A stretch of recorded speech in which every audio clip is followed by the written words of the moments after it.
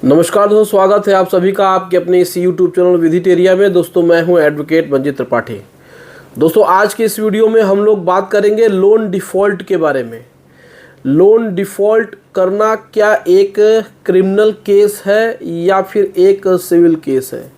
इसमें बहुत सारे लोग का प्रश्न ये होता है कि सर ये तो हमारा सिविल नेचर का मामला है, बैंक इसमें एफआईआर की बात करता है, बैंक इसमें हमारे ऊपर 406 420 की बात करता है, हमने तो लोन लिया हुआ है और ये रुपए पैसे संबंधित है, तो क्या ये लोन डिफ़ॉल्ट करने का जो एक्ट है वो क्रिमिनल केस है या फिर सिविल नेचर का केस है।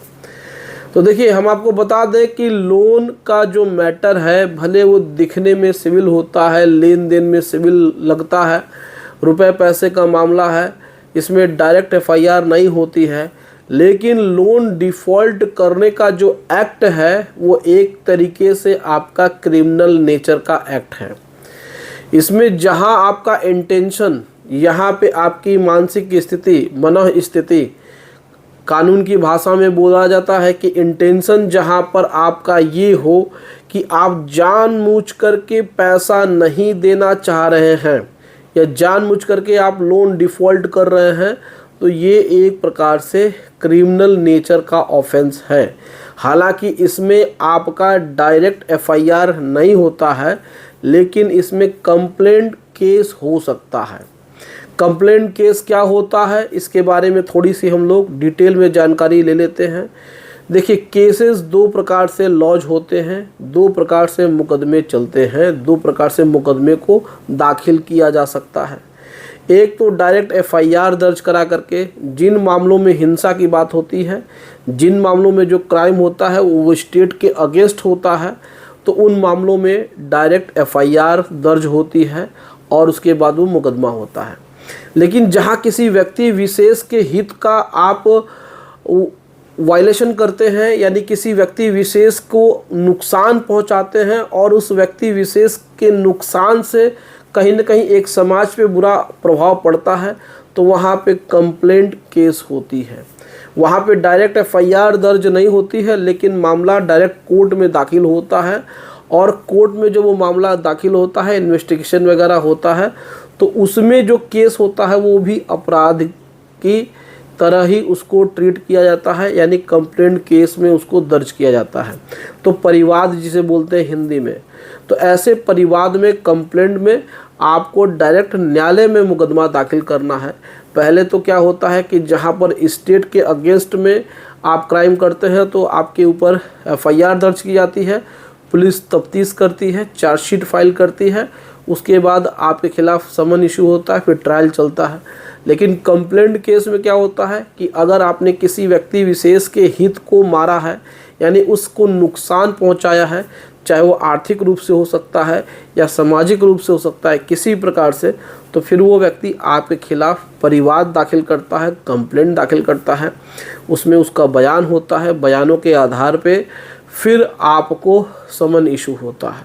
तो आजकल क्या हो रहा है कि बीएनएसएस की धारा 223 के अंतर्गत अब कंप्लेंट में सीधे आपको समन नहीं आ रहे हैं, इसमें आपको पहले 223 का नोटिस आ रही है कि आपके खिलाफ परिवाद दाखिल हुआ है, आप आकर के अपने डिफेंस में, अपने बचाव में न्यायालय में अपनी बात रखिए।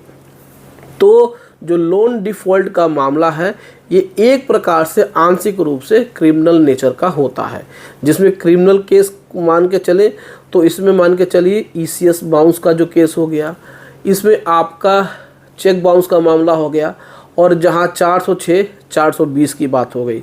हालांकि 406 और 420 को एक साथ नहीं चला सकते हैं। दिल्ली हाई कोर्ट का एक बहुत अच्छा जजमेंट था, हमने रेड कोर्स के बारे में बताया था।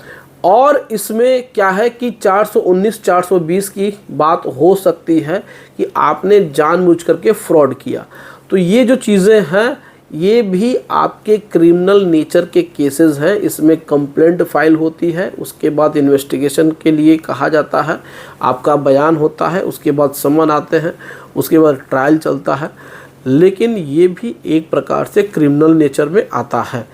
तो जो आप लोग का प्रश्न है कि क्या लोन डिफ़ॉल्ट एक प्रकार से क्रिमिनल नेचर का होता है तो बिल्कुल होता है, लेकिन इसमें आपको सीधे सीधे डरने की ज़रूरत नहीं है। देखिए इसमें क्या होता है कि आपके खिलाफ़ कभी FIR दर्ज नहीं होगी, आपके खिलाफ़ किसी प्रकार से साजिश के तहत आपको FIR दर्ज करके आपको जेल में नहीं डाला जाएगा, और ना ही सीधे आपको कोर्ट में पेश करके आपके खिलाफ़ जेल भेज करके आपको कोई मुकदमा चलाया जाएगा। इसमें कंप्लेंट दर्ज होती है, आपके पास कोई साक्ष्य है, सबूत है। जब भी आपके खिलाफ़ कोई मुकदमा कंप्लेंट के माध्यम से दाखिल किया जाता है तो वहाँ से आपको नोटिस आती है, आप उस नोटिस का जवाब दीजिए, आप कोर्ट में अपीयर होकर के अपना डिफेंस करिए, और जितने भी एविडेंस हैं आप उनको प्रूफ करिए। आप एविडेंस के माध्यम से कोर्ट को बताइए कि सर ये हमारा लोन डिफ़ॉल्ट का मामला है, इसमें हमने ऑलरेडी इतनी EMI पेमेंट किया हुआ है, हमने बैंक से समय मांगा लेकिन इन्होंने समय हमको दिया नहीं, और उसके बाद इन्होंने हमारी जो भी EMI बाउंस हुई उसके आधार पे हमारे खिलाफ़ इस प्रकार के कंप्लेंट इन्होंने दाखिल कर दी। तो कोर्ट चाहेगी तो ऐसे कंप्लेंट को खारिज भी कर सकती है, और इसमें हो सकता है कि मामले को मीडिएशन में भी भेजा जा सकता है, जहां से मामला लोक अदालत में चला जाए, यानी विधिक सेवा प्राधिकरण में चला जाए, और वहां से आपका सेटलमेंट भी हो जाए। तो कुल मिलाकर के ये कहा जाए कि जो लोन डिफ़ॉल्ट का मामला है वो किसी प्रकार से डायरेक्ट आपराधिक मुकदमा नहीं होता है, लेकिन बाद में जब ये केस चलने लगता है तो ये आपराधिक प्रवृत्ति का हो जाता है, और इसमें समरी ट्रायल्स चलते हैं, और इस प्रकार के कंप्लेंट केसेस दर्ज होते हैं जब भी लोन डिफ़ॉल्ट का मामला आता है। तो ये आपके आपराधिक मामलों में जिस प्रकार से FIR दर्ज होती है उस तरीके से इसमें मामले नहीं चला जाते हैं। तो कुल मिलाकर के इसमें आपको डरने की ज़रूरत नहीं होती है। इसमें जितने भी आपके पास डिटेल, जितने भी आपके पास एविडेंस है, उनको कोर्ट में प्रोड्यूस करने से, कोर्ट में उनको पेश करने से आपके ऊपर जो भी मामले हैं वो रद्द हो सकते हैं, मामला मीडिएशन में जा सकता है, सेटलमेंट हो सकता है। तो आपको घबराने की ज़रूरत नहीं है। तो उम्मीद करते हैं दोस्तों कि वीडियो पसंद आई होगी। वीडियो अच्छी लगी हो तो वीडियो को एक लाइक ज़रूर कर दीजिएगा, इसे अपने दोस्तों और रिश्तेदारों में शेयर कर दीजिएगा, और हमारे चैनल को सब्सक्राइब करके हमें सपोर्ट ज़रूर प्रदान करिएगा। चलिए मिलते हैं नेक्स्ट वीडियो में। Thank you so much. जय हिंद दोस्तों।